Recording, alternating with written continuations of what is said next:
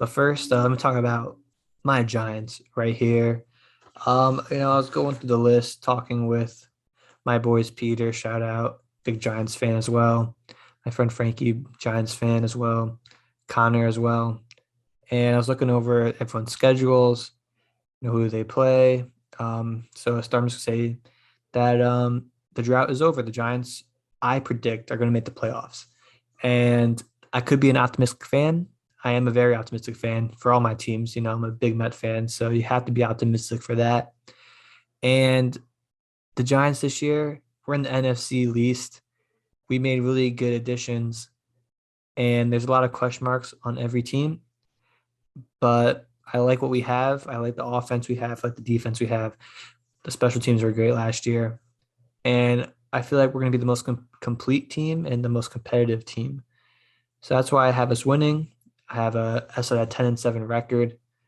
And we're going to win the NFC East. We might even go 11-6. I have them sweeping the Eagles and splitting with the Cowboys and Washington football team. And yeah, Brandon, what do you think about my Giants take? Yeah, I'm going to have to disagree with you. I'm going to have the Giants winning 7 games here. I don't think that they're going to make the playoffs. I think that the Cowboys are going to come back strong. We have someone like Dak Prescott, a top 10 quarterback at this league.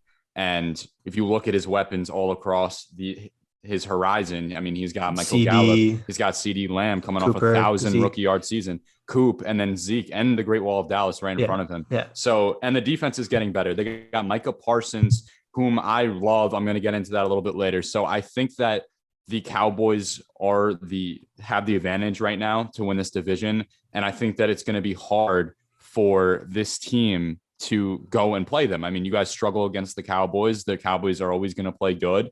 And I ultimately think I see 7 wins. I mean, if you look at your schedule, you got the Broncos, right?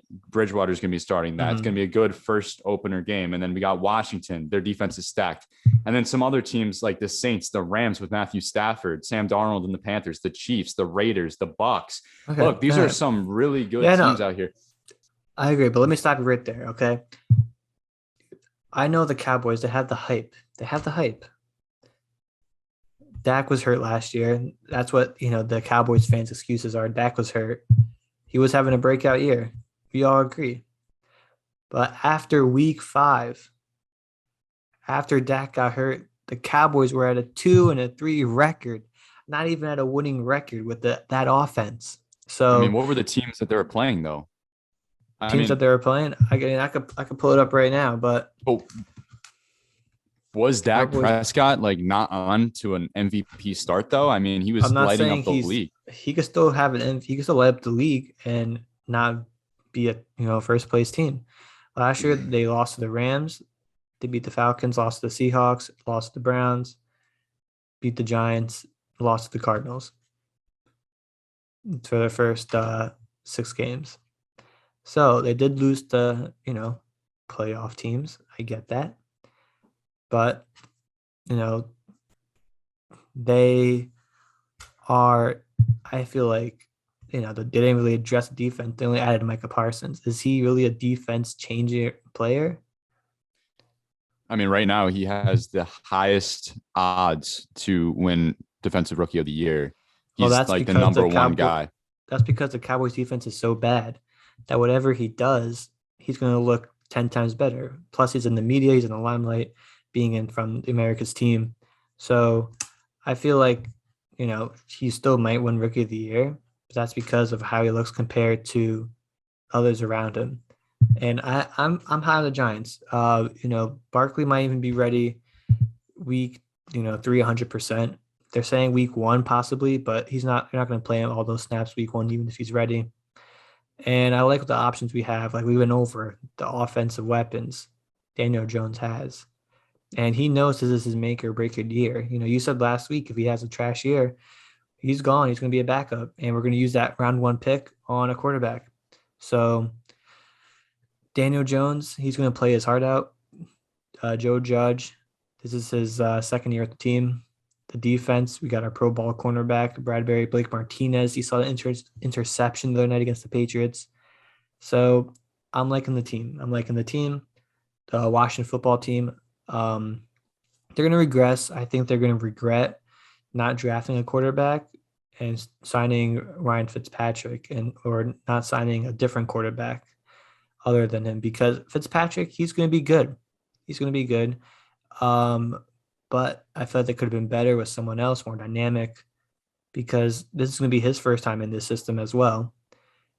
And everyone's have to adjust to him. A quarterback just can't come in, maybe someone great as like Tom Brady did. He came in first year, won a Super Bowl. Ryan Fitzpatrick, he's been a journeyman all his life. He's getting older. I could see some regression here. And I know I talked before about your division, but I want to talk about the Giants really quickly before we move on to my Jets. The Giants, look, obviously you guys went out and you had an amazing free agency. You went out and got Adoree Jackson. You went out and got Kenny Galladay. You went out and signed all these premium players. You guys deserve to be hyped as Giants fans. But listen, your offensive line, I'm telling you, your offensive line is the reason why I think you're going to win 7 games. It was a huge issue, and it doesn't matter who you're throwing to, as you need time in the pocket. And that offensive line with Daniel Jones and his inability to possess the football and his turnovers, I don't like that. And I believe that in this NFL league, to win 10 games, you need a sub-elite or elite quarterback, and I don't see that in Daniel Jones. So, and I know he has all of the players around him to succeed. Gettleman definitely did the best thing that he could, right, to get someone like a Kenny Galladay, a top free agent, because this is his make or break season. But I've never seen it in Daniel Jones, and I'm going to stick to my word on that. And I think that it's going to be 7 wins. I mean, I said on the last podcast before that Daniel Jones would be, this is a hot take. I know it's a hot take, but you want to win big, you gotta risk a lot. So I'm going to say right now that I don't see it in Daniel Jones. I think that he's not the answer for you guys. And also one more thing, look, I'm not trying to hate on this Giants team because I like a lot of the stuff that you've done, but I like Joe Judge. I like his defense, but I just didn't like the energy that I saw. I mean, we saw fights that happened this whole summer. Like, that's not cool. Your franchise quarterback is getting tackled in a mob, like in a dog pile. Cool. That's not cool. And I don't know. I mean, like, I know he comes from the Belichick tree, which is, hey, if you're gonna do push-ups, you're gonna do suicides, if you mess up, and that's, everyone has different ways of coaching. It's an art, but we'll see. I mean, he won 6 games when he came in. There's more talent on this roster, but I really think the offensive line is going to be a key factor here. And I don't necessarily think that Daniel Jones has it in him to carry this team to 10 wins. One more thing before we move on. The Giants did make a couple of trades for their offensive line. They got from the Ravens, Ben Bredeson, and they also got someone else from the Bengals. They traded BJ Hill for Billy Price. So we got 2 offensive linemen. And I mean, I feel like all Daniel Jones has to do is play at, like, be an average quarterback and will do good. And I think he has that in him. I don't think he has to be sub-elite to make the playoffs, especially in the NFC East. I think he could be an average quarterback, an average starting quarterback, and will get the job done.